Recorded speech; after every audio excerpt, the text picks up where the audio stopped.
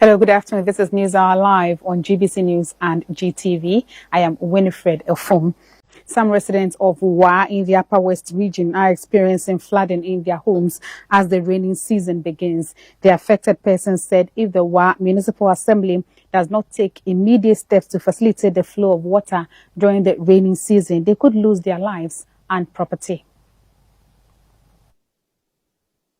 A downpour days ago at Wa in the Upper West region left many suburbs in the regional capital flooded. One of the areas flooded was the Kaguri Extension area. A 68-year-old retired educationist, Madame Dominica, was among the many people affected.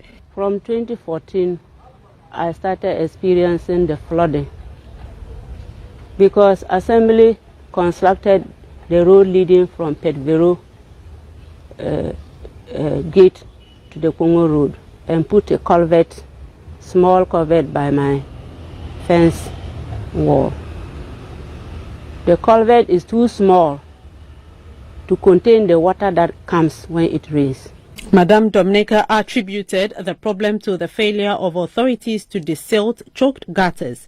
Some of the culverts were also small in nature and cannot channel high volumes of water whenever it rains. My fears are that if nothing is done now, I may get flooded with the subsequent rains that are going to come very soon. This July and August are our main rainy months. So that if nothing is done, with the experience I had already in June ending, it's going to be worse for me this July and August.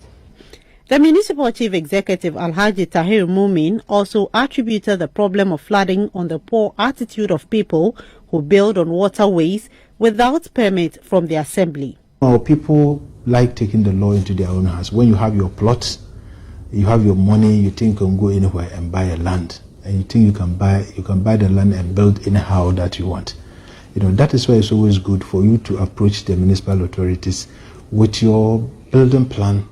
Then they will advise you. What I would just want to recommend is that if you have your money to buy your land, but also try to meet the municipal assembly with your building plan.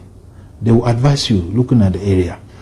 One of the measures being put in place to address floods in Wa is the construction of a storm drain. However, work on the World Bank sponsored project has stalled almost a year after its completion deadline expired.